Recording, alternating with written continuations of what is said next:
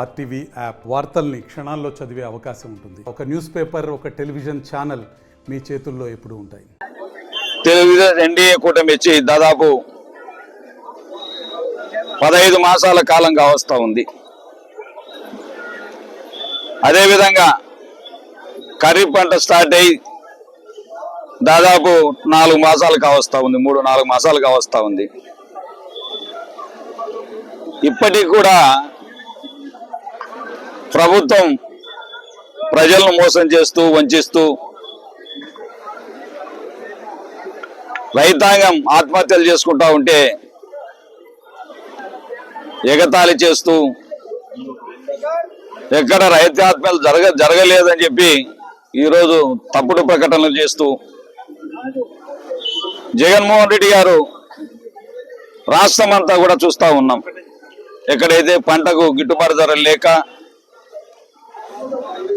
ప్రజలు విలవిల్లాడిపోతూ ఉంటే, రైతాంగం విలవిల్లాడుతూ ఉంటే చెల్లించిపోయి ఎక్కడ చూసినా లక్షలాది జనం తన వెంట వస్తూ ఉంటే రైతులను పరామర్శించడం కోసం వెళ్ళినప్పుడు ఎన్నో ఆంక్షలు విధించి ఈరోజు రాష్ట్రంలో దుర్మార్గమైనటువంటి పాలన సాగిస్తూ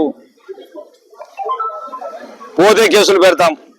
మొన్న గుంటూరులో పోయినప్పుడు చూసాం, పొగాకు రైతుల సమస్యల గురించి మన నాయకుడు వెళ్ళినప్పుడు జనాలు లక్షలాది జనం మేము బతకలేని మహాప్రభు నీ ప్రభుత్వంలోనే బ్రహ్మాండంగా మాకు గిట్టుబాటు ధరలు అందాయి, ఎక్కడ పడితే ఎక్కడ సొసైటీల్లో కావచ్చు, లేకపోతే మార్కెట్ యార్డ్లలో కావచ్చు, రైతు భరోసా కేంద్రాల ద్వారా రైతాంగానికి కావాల్సినటువంటి ఫర్టిలైజర్స్, పెస్టిసైడ్స్ కొనుగోలు కేంద్రాల ద్వారా ధాన్యాన్ని కొనుగోలు చేయడం బ్రహ్మాండంగా మాకు అందాయి మహాప్రభు.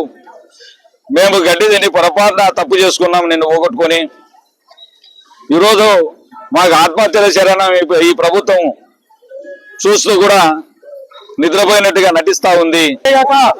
విలేకరులకు, పాత్రికేయ మిత్రులు కూడా కృతజ్ఞతలు చెల్లిస్తున్నాం. ఎందుకంటే అందరికీ తెలిసిన విషయమే, ఈ రోజు ఇంతమంది సమూహానికి కావడానికి ముఖ్యమైన కారణము రైతన్నకు జరుగుతున్న అన్యాయము. కూటమి ప్రభుత్వం వచ్చి 14 నెలలైంది.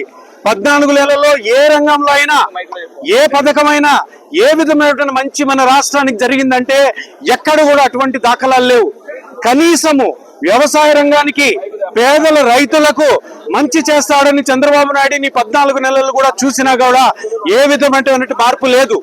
మొన్న సీజన్ లో వరి మరియు పొగాకు ఎంత నష్టానికి గురైందో మనకు తెలుసు. గిట్టుబాటు ధర లేక రైతులు ఎంత నష్టపోయారో తెలుసు. ఇప్పుడేమో ఉల్లి మరియు టమాటో, అదేవిధంగా కంది, మొక్కజొన్న ఇవి కూడాను పూర్తిగా గిట్టుబాటు ధర లేక రైతులు ఎంతో బాధపడుతున్నారు. మీ అందరికి తెలిసిన విషయమే.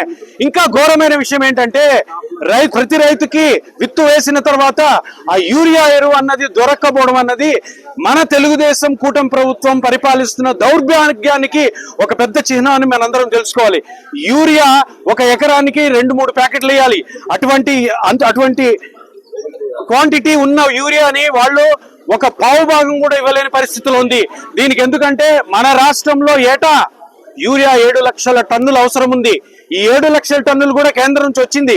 కానీ మన చంద్రబాబు నాయుడు గారి ప్రభుత్వం ఏం చేసిన 5 లక్షల టన్నులు ప్రైవేట్ వాళ్ళకి అప్పచెప్పింది. ప్రైవేట్ వాళ్ళు దాన్ని బ్లాక్ మార్కెట్ లో అమ్ముకుంటారు. మరిన్ని వీడియోస్ కోసం ఛానల్ ని సబ్స్క్రైబ్ చేయండి. లేటెస్ట్ అప్డేట్స్ కోసం వాట్సాప్ ఛానల్ ని ఫాలో చేయండి. అండ్ లింక్ డిస్క్రిప్షన్ లో ఉంది.